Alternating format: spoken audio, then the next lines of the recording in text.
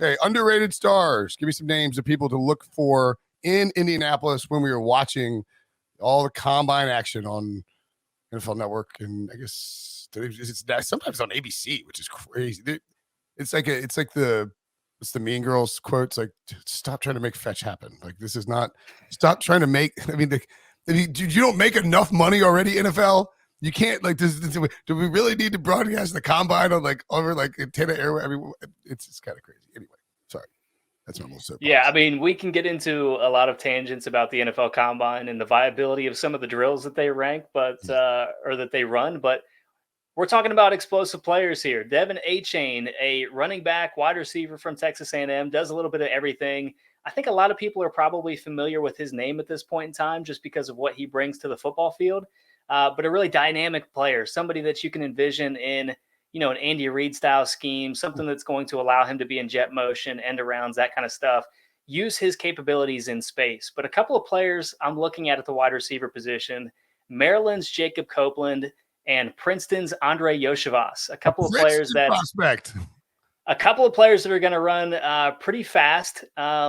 So those two players are not getting a lot of buzz right now, but a couple of guys that when you look at their size, when you look at their talents, their athleticism, what they bring to the football field, I think you could see a little bit more buzz surrounding those two players coming out of the draft. I don't see a similar build up around Yoshivas as we did Christian Watson a year ago, but you're talking about a bigger athlete that is going to run really fast this week in Indianapolis. How would you classify, and I should have asked this off the top, but whatever. Is this draft class for you? It's like top heavy, because sometimes each year you can sort of get an idea whether, and I think that for whatever reason, like most draft classes these days feel deeper than they used to be, right? And I don't know if there's a proliferation of, different offenses across college football, or guys playing. There's just more schools being prominently involved, or like cover, like everyone covers all the, everyone covers all of these teams, right? We know all these prospects. It feels like so. How does this class for you stack up relative to recent years? Everybody wants to know about the quarterbacks. The quarterback class this year is much better than it was a year ago, but I think when you look at the top of this draft class, the talent that is available makes me feel a lot more comfortable than the talent that was available at the top of last year's draft class. I think I like the overall depth of last year's class a little bit better. I'll probably have fewer, blue chip talents, first round grades in this class than I do in most years.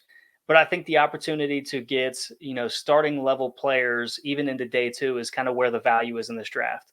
Get those role players into day 3. I think that's where a lot of teams, if you make the right decisions, if you've done the research and you trust your scouting staff, could really exploit this draft class. But I think once you get beyond that first bucket of 6-7 players, at that point, you're getting into the ring of prospects that you really have concerns about whether they're going to translate naturally to the next level. I dig it. What about potential combine losers, as in guys who, like, because going in, it's like I mean, I don't know if Bryce Young has a lot to lose because he's just his height. You're going to get measured at some point. People can see how tall you are. People can tell how much you weigh, right? For Bryce, but is there anybody that stands out to you that maybe, whether because they don't do anything or because they won't perform well, that could see their stock drop in Indianapolis? I'll say Notre Dame tight end Michael Mayer. I don't necessarily think he's going to drop per se, but I think you'll see his stock level out a little bit because he's not going to be the dynamic tester that we typically see from tight ends taken in the first round. And when you compare that to a player like Oregon State's Luke Musgrave or Utah's Dalton Kincaid, a couple of players that are expected to test a little bit better, that's where I think you kind of see this tight end class start to separate itself a little bit. So Mayer is a very consistent contributor, a player that you feel confident in his ability to not only block, but be a pass catcher, but you're not going to see the dynamic traits that you would typically see from a tight end that is taken in the first round. Right. I dig it. Anything else to know about the combine in this class, or anybody that stands out? Just any sort of, when you go to the combine, when you're a draftnik, you have some guys that, you're sort of like, like anybody on your radar that you feel like warrants mentioning going into the combine. I'm just curious what Bijan Robinson does, the running back from Texas, because I mean, I feel confident he's going to go in the first round. I think he is in that same tier of prospect as a player like Saquon Barkley. But going through these mock draft processes every single week, I struggle to find a team that just naturally makes sense for him. I mean, you can make arguments with Billy's Eagles. You can find an argument for the Ravens or the Chiefs or whoever in the bottom half of the first round. But his talent suggests that he's going to go much earlier. So is there going to be a surprise team that is comfortable taking him in the top 10? Because Saquon was a top 10 pick, Ezekiel Elliott was a top 10 pick, Leonard Fournette. Like those type of players do end up going in the top 10, even if we talk about in the media the running back position being devalued. So I'm curious to see if any teams start to become associated with a running back, much like a couple of years ago, where we kind with Najee Harris, where it's like, exactly. it was so obvious. I wouldn't put it in my mock draft. I was like, no, they can't do it. It's too obvious. They're not even like trying to pretend that they're not going to take Najee Harris, and then they obviously took Najee Harris.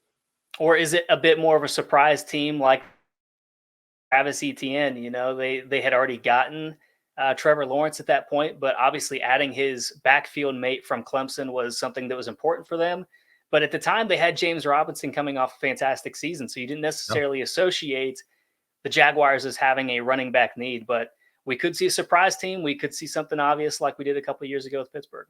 Bijan is one of those dudes that, like, I don't know if it's best described as like, doesn't give you butterflies, but he like makes your heart sing a little bit. Like you watch him and you're like, like, I mean, he's just special. So I don't think that's out of the realm of possibility at all, especially if he blows the doors off of the combine and is just a freak athlete. You see a team we say every year, like, don't take running backs in the first round, and teams are like, we don't care. We're taking this guy's a stud. We're taking him in the first round. Does it work out long term? Usually not. Does it work out short term? Sometimes, very often not. Like Clyde Edwards-Helaire did not work out. However, I would not fault anybody for taking Bijan Robinson because the dude is a freaking stud. All right,